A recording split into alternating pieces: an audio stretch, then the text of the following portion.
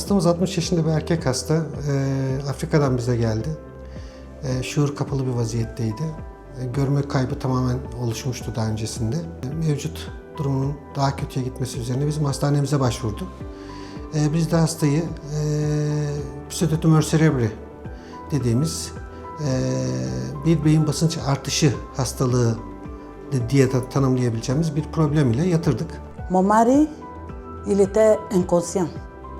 Il ne pouvait même pas supporter sa tête. Il ne contrôlait aucun de ses membres. Ses pieds, ses mains, il ne savait où il était. Et quand on est arrivé, le médecin nous a réussi, il a vu mon médecin, il a vu le malade. On était venu pour 10 jours. Mais quand il a vu l'état de mon mari, il a dit que ça doit prendre beaucoup de temps à cause de son état. Her iki beyin toplar damarının tıkalı olduğunu fark ettik. Ve bunu çözmek adına da bir ilk olarak sinüsten jugüler vene dediğimiz boyuna toplar damarına yani kanın toplar damara aktarımına olanak sağlayan bypass sistemini denedik. Il a fait près de 10 jours là-bas. Ils ont essayé un premier traitement. Le premier traitement a commencé à donner un peu. Et on était content, mais au fil des jours, le médecin s'est rendu compte qu'il fallait une opération. Donc, il a fait des recherches, mais il m'a dit que l'opération, il pense qu'on n'a que 30% de chance pour la réussite. Il va faire une première opération d'abord. Si ça donne, la deuxième opération va venir. Mais on n'a pas beaucoup de chance. J'avoue que c'était pas facile. Esas sebep ortaya koyunca tedavi için anjiyo ile elimizde bir ümit ışığı belirdi ve bize bunu sağlayan da uygulamış olduğumuz bypass yöntemi oldu. À 20h30, le médecin est sorti du bloc, il est venu me dire « Ah madame, ça n'a pas été facile. J'ai fait l'opération avec le médecin cardiovasculaire. Dieu merci, on a pu faire tout ce qu'on voulait. Ça n'a pas du tout été facile, mais on a fait tout ce qu'on voulait. Le reste revient à Dieu. On va voir les jours qui viennent, qu'est-ce que ça va donner. 2 haftalık kadar süren bir yoğun bakım sürecinden sonra hastanın tamamen şuurunun açıldığını, konuşabilir hale geldiğini, artık yürümeye başladığını söylemek mümkün oldu. Je vais soigner.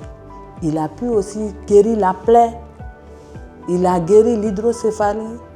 Et mon mari est sorti de la réanimation. Il a rejoint la salle. C'est ainsi qu'on a vu que de jour en jour, il s'améliore de plus. Parce qu'après les 2 opérations, il ne pouvait pas manger. On a vu qu'il bougeait les 2 pieds, il bougeait les 2 mains. Et du jour au jour, l'opération a été une réussite. Jusqu'à ce que mon mari, on l'a débranché la sonde gastrique. Il a pu manger de lui-même. Bu süreçte hastanın eşinin yakın ilgisi bize çok yardımcı oldu. Bize güvenmesi, bize itimat etmesi bizi hem motive etti hem de bu tedavi seçeneklerini aramaya ve bulmaya mecbur bıraktı.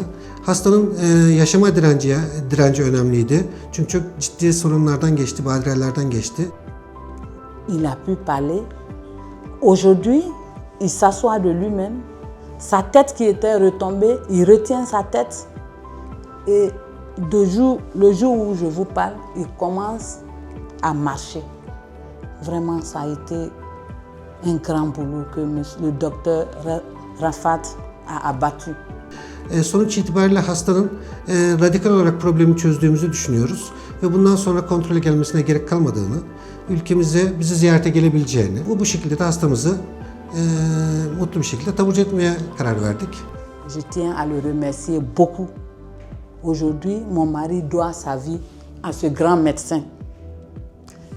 Je n'oublie pas aussi l'interprète qui a été vraiment disponible les nuits, les journées, à n'importe quelle heure on l'appelle. Il a été vraiment disponible. Je le remercie. Je remercie toute l'équipe de l'hôpital, les infirmières, la directrice, tout le monde. Tout le monde s'est bien occupé de nous. Vraiment, aujourd'hui, je dois la vie de mon mari à cet hôpital. Merci, je vous remercie vraiment et je vous serai reconnaissant. Merci beaucoup.